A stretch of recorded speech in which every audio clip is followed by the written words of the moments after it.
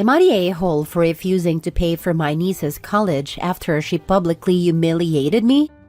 I, 45 female, am child-free by choice, but have always been close to my brother, 47 male, and his daughter, Emily, 18 female. Over the years, I've saved up a decent amount of money, and I offered to help pay for Emily's college when the time came. She's a smart kid, and I wanted to give her opportunities I never had growing up. Everything was fine until last month. I was invited to Emily's high school graduation party, which was a big deal in our family. During the party, Emily gave a speech thanking everyone for their support. She thanked her parents, her grandparents, even her friends. Then she paused, looked at me and said, "And a big thanks to Aunt, me, for not having kids, so she could spoil me like I'm hers. Must be nice having all that extra money and no responsibilities." The entire room laughed, and I froze. I could feel everyone looking at me, and all I could do was smile awkwardly. I've heard jokes about being child-free before, but this felt cruel and unnecessary, especially since I've sacrificed a lot to save for her future. My brother and sister-in-law laughed too, which hurt even more. After the party, I confronted Emily privately. She rolled her eyes and said it was just a joke, and I needed to lighten up. My brother brushed it off, saying, "Teenagers can be dumb. Don't take it personally." I've spent weeks thinking about this, and I've decided to withdraw my offer to pay for her college. I feel like she doesn't respect me or the efforts I've made to support her. When I told my brother, he blew up at me, calling me selfish and accusing me of punishing Emily for one harmless joke. Emily hasn't apologized, and now I'm questioning if I'm being too harsh. Am I the a-hole? Now for the top comments. When they demand the money again, tell them you have bought yourself a holiday home and the money is gone. When they complain about you letting them down, tell them it's one of the perks of having no kids. You have no responsibilities to anyone. Not the a-hole. No. When they ask for the money again, just simply say, "I didn't mean it. I was always only joking about the college fund." As if I'd pay for my brother's kids' education. That's his responsibility. She hasn't apologized, which means you are not being too harsh. I understand a teenager's stupid joke scenario, but if she does not apologize and repent for humiliating you, even if that was not her intention, then you still are not harsh enough. Do not cave. Have some self-respect and teach this kid and her parents that actions have consequences. Let them deal with them. Grow a spine. Driving under influence might be a teenager's stupid mistake, but after the accident and the innocent people unalived, the consequences will not disappear, just because you are a stupid teenager making a mistake. Life does not work like that. I feel the same. It's the lack of apology that seals that OP is being disrespected. It's not hard to apologize when something said is intended differently than it's heard. Niece is young, but when she realized she'd hurt her aunt, an apology was the right thing. Or even a conversation about what she said and what she meant. It's not hard to apologize when something said is intended differently than it's heard. Exactly. I wanted to believe at first she tried a joke but failed miserably. Now I only see disrespect and disdain for her aunt's lifestyle. If so, she does not deserve OP's money and time. Emily is parroting the hateful BS your brother has been talking about you. Not the a-hole. Spend it on yourself. Next story. Am I the a-hole for telling my mom she'll regret picking her husband over her children? I, 23 female, and my husband, 22 male, moved in with my mom over the summer to help my mom with her bills and to help take care of my 3 younger siblings. The main reason for this move was because I did not want her to get back with her boyfriend that she had been dating on and off for the past 7 to 8 years. Not long after we moved in, she starts talking to him again after repeatedly telling me she was never going to get back together with him. She then goes on to marry him, and since then has taken on this mentality that she is his wife and has responsibilities towards him, so she has to be with him 24/7. Which in turn meant to me and my siblings that we would see her less, because he does not live with us. Ever since she got married, she goes directly to him after work, and the only time my siblings see her is in the mornings when she takes them to school. She's not even home during the weekends. Recently, this past weekend, me and her ended up arguing over a text because my siblings missed their mom and wanted to see her. She then chooses to, instead of coming to see her kids, to call them and tell them that she is too busy to see them, and that when she was there, that all they did was play video games. But now that she is with her husband, they suddenly miss her and want to spend time with her. This made my sibling sad, which naturally made me step in and tell her off. I told her she can't be serious right now, and that obviously her children are going to miss her. That even though they might have a roof over their heads and food, that doesn't mean they don't still need their mother's presence more than just a few minutes in the morning when they're going to school. I told her she can't seriously be picking a man that has literally shown he does not care about her over her children who do love her. She responded by telling me the same thing she told my siblings, that when she was with us, that my siblings didn't appreciate her and that they just spent their time playing games. I'm like, be so for real. You're resenting them as if they're not literally children. Where's that energy with that man that has literally done nothing good for us? She's like, oh, so I'm a bad mom. Okay, that's fine. You'll regret your words one day. She then hangs up on me and refuses my calls and texts my sister telling her she's not going to talk to me. So I texted her and told her the one that's going to regret her words is you, and you'll be sorry for picking a man over your children. The day you learn to not put a man on a pedestal is the day you'll get your blessings. It's a serious mental problem to be so attached to a man. That I love her, but I know she's not okay by doing what she's doing. She's now no longer talking to me and only contacts my siblings. Am I the a-hole, or was this a reality check my mom needed? Edit: since I didn't include their ages in the original post, my siblings are 10 male, 13 male, and 15 female. In case you're wondering my mom's age, she's 40, and her new husband is about late 50s. I'm not entirely sure his exact age. Their dad is 38. For those wondering where their dad is, he is still in the picture, but he also has a new partner. He comes to visit them once or twice a week sometimes and buys them food and clothes. He is supposed to be giving my mom child support, but he's not always very timely about it. I also want to acknowledge my mom does contribute financially to them still. The only issue is she is not here physically with them as often as she should be. Not the a-hole, and honestly your mom needed to hear that. It sounds like you're stepping up in a situation where your mom is neglecting her responsibilities, and that's not fair to you or your siblings. Her excuse about your siblings not appreciating her because they play video games is honestly ridiculous. Kids play games. That doesn't mean they don't love or miss their mom. They're children, and it's her job as their parent to be present, even if they aren't showering her with gratitude 24/7. It feels like she's using that as an excuse to justify prioritizing her husband over her kids. It's a CPS story waiting to implode. Parents, especially custodial parents, are expected to reside with their minor children. It's so beyond an argument. It's criminal negligence. This is not okay, and is also making you responsible when you're a young newlywed. This is not fair to the kids or you, but thank you for being there for your siblings. I hope she opens her eyes and realizes she isn't doing them any good. Not the a-hole. I'd say that her husband made it clear that he didn't want her kids living with them, so she got you to move in so she could move out. She's at least going to have to pay you child support if you choose to bring up your siblings in the long term. As you and your husband are so young, is he okay suddenly being dad to 3 kids? If he's not, I'd be asking your mom's sister or other family members to step in and either convince your mom that child abandonment is illegal or take the kids themselves if they can. My husband fortunately does not mind, since he hasn't really taken the role of dad. He is more of an older brother to them. His only issue is the obvious stress and disappointment my mom's absence has caused.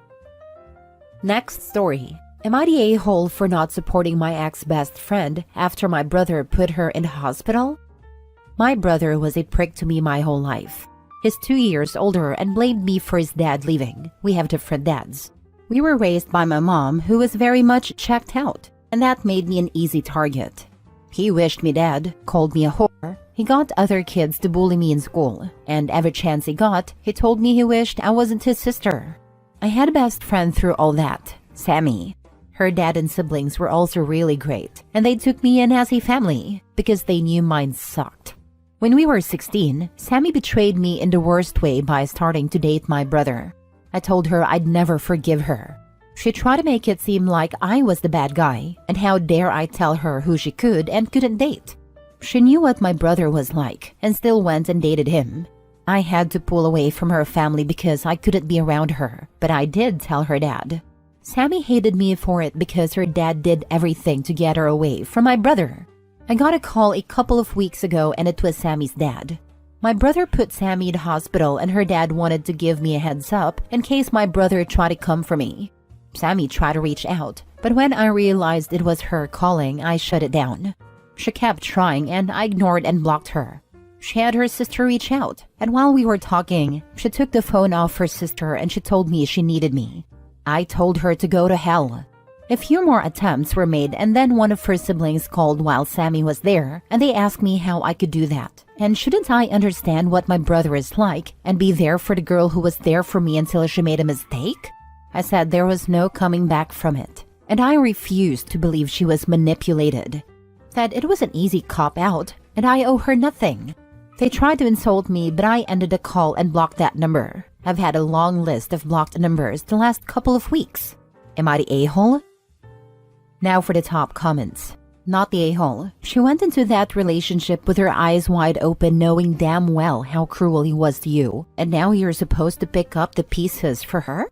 Nope. She made her choices and has zero right to drag you back in his BS. Her circus, her monkeys. She literally became a bully when she started dating your brother. Invalidating you like that and dating an abusive person which she knew about is irredeemable. And to try to reach out to you, the nerve. How are you supposed to comfort her if she is part of your trauma? That was really just the worst betrayal. I came to live with you and you started dating one of the reasons I came to live with you. Shaking my head. Despicable. Nope. COP, here's the thing. You didn't say, I told you so, to her. So by definition, I think you're in the clear. Your former best friend dated your vile, abusive bully of a brother, knowing full well how he was. Try to make you the bad guy, and then has the nerve to come back to you after everything. Nah, not the a-hole. Just curious though, you said her dad was fully on your side throughout this. What did he say about this whole situation? Well, we didn't talk for years because of this. He felt sick that his daughter was dating someone like my brother, and he apologized for what he did. He also said he would always be there if I needed something, but he understood I had to pull away because I couldn't be around her. Has he said anything about the current situation? Like about how his daughters are verbally abusing you for not wanting to contact? He only called to give me the heads up. We didn't talk after that. I'm not even sure if he knows about it. Having her sister harass you shows what kind of person she really is. You can always tell a person's character by how they act when they don't get what they want. How is your relationship with your parents? I don't have one. Never met my dad, and my mom was pretty awful herself and just didn't care. Last story. Am I the a-hole for telling my daughter if she goes back to her ex, I will not support her? My daughter is 26. Her ex-husband was abusive. They dated for 3 years before getting married a year ago. My ex-son-in-law changed after he married my daughter. I didn't even know about any of this until my daughter told me everything. After she got married, he abused my daughter financially and emotionally, and sometimes physically. I don't really want to go through everything, but he is a POS who literally ruined my daughter. My daughter told me everything 2 months after she got married. I encouraged her to fight for her rights, but she said she just wants to get away and doesn't want to fight. I didn't force her and had to pay a huge amount to get her a clean divorce. My daughter was broke. She lost her job and she's been living with us since then. My daughter has been depressed all these months and she spends most of her time with me and her mother. She cuddles with us both, she vents, she tells us what she went through, and me and my wife just listen to her and try not to get angry. But my wife is always sad and tells me multiple times to take care of her. She makes me promise that I will take care of our daughter. I assure her, but she's feeling what she's feeling, as I am and my daughter is, and I can't do anything to change that. But a week ago, my daughter told us that she's been talking to her ex and has been apologizing to her and wants to get back with her. We were surprised, and we tried to tell her that we understand you love him, but he doesn't. But my daughter wouldn't listen and said she wants to get back with him and give him another chance. My wife started crying and told me to talk to her, and she left to our bedroom. I told my daughter that he can't change. Those people never do. Don't put yourself through what you already went through and your family did. My daughter said she wants to give him another chance. I tried everything. I said everything I could, but she didn't listen to me. When I had enough, I told her if she wants to be with him again, then that's her decision. But I wouldn't be able to help her again because I am already drained, and I still have to think about retirement and take care of her mother. She cried and hugged me. I told her that I am with her. I think about her, but I also have to think about her mother. She's suffering as well. My daughter didn't say anything, just hugged me and cried, ate, and went to sleep. And she started avoiding us both and stopped interacting. She just hugs us and go back to her room. When I told my wife what I said to our daughter, she got angry at me and said I shouldn't have said what I said. I should have been polite and helped her, but I made it even worse. I told her that she should have talked to her instead, and my wife also has been angry with me ever since. So, am I the a-hole here? Did I do something wrong? I just want to help and protect two women I love the most. I did everything in my power to help them, but now they are treating me as if I am the source of their suffering. You should advise your daughter to read Why Does He Do That by Lindy Bancroft before she gets back with her ex. It describes the cycle of abuse and the types of abusers, and could be a great tool to help her truly realize the gravity of her situation.